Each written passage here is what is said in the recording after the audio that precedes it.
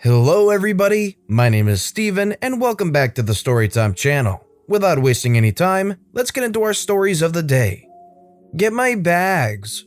In the early 90s, I was the concierge at a 5-star hotel, and in those days wore my hair short to conform to the hotel dress code. I changed careers late in the decade and was able to grow my hair and wear it long, which is my preference. This happened recently, 25 years since my hotel days. My wife and I were staying at a fancy hotel one night and were headed out to a wedding reception. I was dressed in my suit and tie. I don't like it, but I do clean up good. It was a hot summer afternoon and I was standing out front of the hotel, holding our large wrap present and waiting for my wife to pick me up in her car. An airport limo pulled up and a lady wearing a leopard skin jacket and too much makeup got out. She had a tiny dog on a leash with a matching leopard jacket. We made brief eye contact, but I looked away as I was laughing to myself over the matching outfits. My phone rang and it was my wife. She couldn't navigate all the one-way streets to get to the front of the hotel. While I was talking to her, I heard a far-off, "Excuse me," then a closer one and then a screechy one right next to my ear. I half turned around to see Leopard Lady was right next to me. I was standing to one side of the revolving doors. I was pretty sure I wasn't blocking her, but I moved a few steps anyway to give her room. She followed me and said, "Excuse me," again, so loud my wife asked who that was. I finished with my wife and then turned to Leopard Lady and said, "What?" Leopard Lady says in her snooty entitled Karen voice, "Now that you are finally done with your phone call, are you going to get my bags or not?" Still not fully comprehending what was happening, I literally spun around to see if she was talking to someone. A bellman, perhaps, that had snuck up behind me. There was no one. She had put her hands on her hips now and was standing off against me. Even the little doggy had adopted an aggressive stance. "Well, are you?" I said, "I don't work here, lady.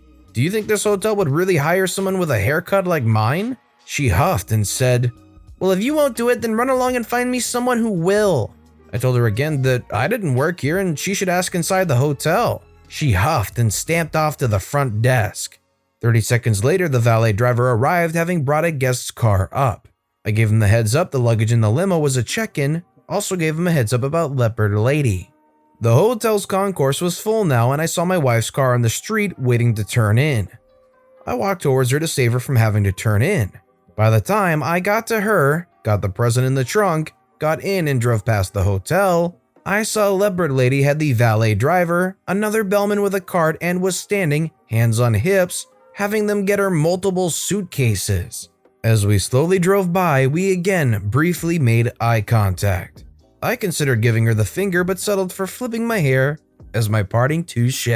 So you're on the phone with your significant other, and this Leopard Lady starts demanding that you take care of their luggage. What do you do or what do you say? Let me know in the comments below. Karen needs the Wal Mart manager right now. This happened some time ago. I work at a big bank and just happened to be wearing a blue dress shirt and a black tie and sport coat when I was working. After we closed, I went to Walmart and left my coat in the car. I am browsing aisles without a cart, looking to see if they have any good deals on video games and such, when I hear this lady freaking out. Obviously, I look over to the short-haired, blonde, middle-aged woman we all know far too well. Karen must have seen me looking over at the ruckus and came storming over. "I demand that you do something about your employees. I checked online for the Nintendo and it said there was one in stock. And now your employee is telling me it was sold? That sucks, you should have bought it earlier. We don't have to hold anything for you." "Excuse me? No wonder your employees are rude. What is your name? This is completely outrageous. I am calling corporate. You just lost a customer. You're getting fired." Storms off saying "unbelievable" over and over again. Me to the original employee, "Wow, she was an idiot."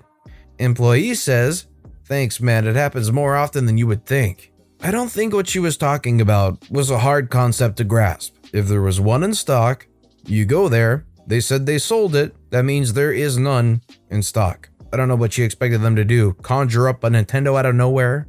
Karen wants my sister fired from a job she doesn't work. I was 17 and my sis was 15 at that time. Me and my sis were grocery shopping when we Me and my sis were grocery shopping when we saw a kind old lady struggling to put the chocolate bars back in the shelf, so my sister offered to help the kind old lady, thanked her, and went on to buy more groceries, and I went to pick up stuff on my list, and when I came back, Karen was behind my sister telling her something. When I got closer, I heard Karen complaining, and I also realized my sister didn't hear anything because she was wearing headphones and had her hood up so Karen didn't see them. I got closer and tapped her shoulder and asked, "Do you realize that this woman is speaking to you?" Sis took off her headphones and said, "Sorry, I didn't realize you were talking to me." "What? How can you be so irresponsible and wear headphones during work?" "Oh, I don't." Karen cuts her off. Karen to me, "I want her fired right now." "We don't work here." "Yes, you do. I just saw her stack chocolate bars." Manager comes. "What seems to be the problem here?" "I want these two fired." "They don't work here, ma'am." "They do. We're not even wearing the uniform. We were both wearing pink and gray hoodies with jeans." "Shut up." "Ma'am, I'm going to have to ask you to leave if you don't stop disturbing our customers." Karen argues and is escorted out, and we got a 10% discount. That's a win for me in my book. You go there, you get your feathers ruffled up a little bit, and then shoot, you save some money on the way out. Yeah, it kind of sucks, but you got a story out of it and you got a discount out of it, and that's, enough of a win in my book. Woman wants to talk to manager that doesn't work for bus company. Cast: me is OP, L is lady, SM is site manager, MM is my manager. A bit of backstory. I work for a security company.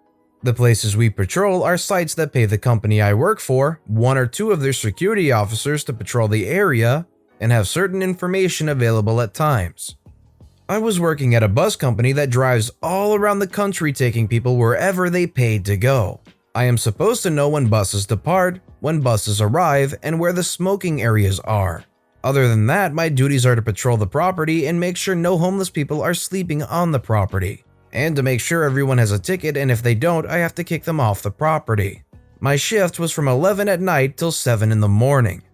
Since I'm awake for 17 hours a day, my face becomes less than pleasant, and I get a serious mean look, even though I just don't have the energy to keep a neutral face so early in the morning. Around 3 a.m., a woman waiting for her bus came up to me while I was writing in my daily log. "Do you know if the vending machine takes fives?" I learned my lesson with vending machines years ago and had never used the ones on the site, so I didn't actually know. "No, I'm sorry, but if you ask site manager at the desk, she can tell you." "What? You should know this. That's unprofessional." "I only know what I need to know. I stopped using vending machines a while back." "What's that supposed to mean? Are you calling me fat?" The lady was a little heavy, but I wouldn't say fat. "Ma'am, I didn't say that. I just personally don't trust." "Freak you. And here I thought maybe a millennial would actually have some dang manners."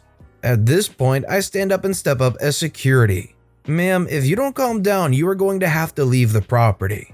"You aren't going to lay a finger on me, you little pervert." "I won't need to touch you. This is federal property. So you will be taking it up with the authorities if you don't calm down." "I want to see your manager." "You want to see my manager?" "What, are you deaf too?" "Yes." At this point, site manager, who was in the back doing paperwork, came out from the commotion. "Is there a problem?" "I want this man fired at this very moment. He insulted my weight and tried to assault me." One of the passengers that was still awake backed me up and said what was really happening. "Ma'am, I can't fire him. He doesn't work for insert bus company name." Lady was speechless and confused. "Ma'am, she isn't my manager. My manager is somewhere in the city right now." The site manager says, "He's doing his job to this company's standards, so I have no need to notify his manager." "I demand you to call his manager." I say, "Fine, no problem." I pull out a radio that stays on site, which we use to report incidents to our managers, big and small. "This is OP at site company's name. Come in, MM." "This is MM. Go ahead." "We have a lady causing a disturbance and she wants to talk to you because she has a complaint about me." "Is she nearby?" "Right in front of me." "Ma'am, if you don't settle down, OP is authorized by that company to kick you off the property, and you will have to pay a fee to reschedule your ticket. If you refuse to leave, PD will be involved. OP, make sure you write an incident report on this when it's all said and done." He hung up and left the lady baffled. "I won't accept this. Let me talk to him." She reached for the radio and I pulled back. "Ma'am, this is your last warning. You have been disturbing the other passengers. Everyone was awake now and ticked, twisting my words and actions, and tried taking company property from my possession. Sit down, shut up, or get the heck out, or you will not be on your bus. Don't. Shut the freak up and get the freak out. Grab your crap and get off the property before I involve police department. No, please, I need to be on this bus. Then sit down, and I don't want to hear another word from you for the rest of the night. She would have been better off changing bus schedules at that point. The bus driver told me a few days later that every ticked off person on that bus was jamming music and talking loudly because she was trying to sleep. I was really trying to be patient with her, but I gave her too many chances to calm down, and I had to deal with too many people that wanted to fight me throughout the night to be any more patient with her. Imagine having the balls to complain to a security guard, hear their manager say what the manager said, and then still try to reach for the radio and try to talk to them. This lady doesn't have any foresight on the consequences of her actions. Lady breaks social distancing because she assumes I work there. I, male just about 17, was at Giant Eagle with my dad just now. In my state, masks are required in public, as is a minimum of 6-foot distance. And yes, I followed all rules. My father was ringing up our groceries and I was bagging them. So there was enough distance between us that I guess, to this Karen, it looked like I worked there. But it should be noted that I was wearing a Jaws shirt and literal swim trunks. Nothing even close to resembling a uniform. So I'm bagging up the goods and I hear someone say something behind me, but the voice is way too close. I turn around and there she is, a middle-aged Karen, a mere 1 foot away from me, if that. But she is wearing a mask, looking right into my eyes. I freeze for a second because, being autistic and having social anxiety, eye contact is a big no for me. So I quickly look away. I'm confused, so I say, "What?" Not with attitude or anything, just pure confusion. Karen huffs and rolls her eyes and snaps. "Oh my god," I said, "where is insert product here?" It hits me that she thinks I work there. Now, like I said, I'm in fight or flight mode, so I can't really formulate a response. I happened to watch Impractical Jokers the movie last night, so the first thing that comes to mind is up your butt and to the left.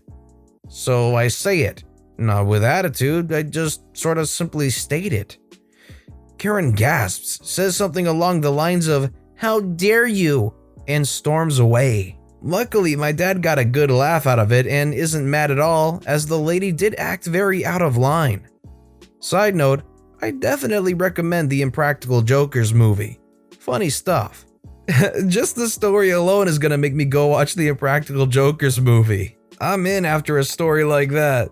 But with all that being said, that's all the time we have for today. So what I want to know is, which of these stories was your personal favorite and why? Let me know which story was your personal favorite in the comments below. And thank you all so much for watching and listening to the Storytime channel. If you haven't yet, please consider subscribing. And don't forget to turn notifications on so you'll never miss an upcoming video. Thank you all again for watching and listening to the Storytime channel.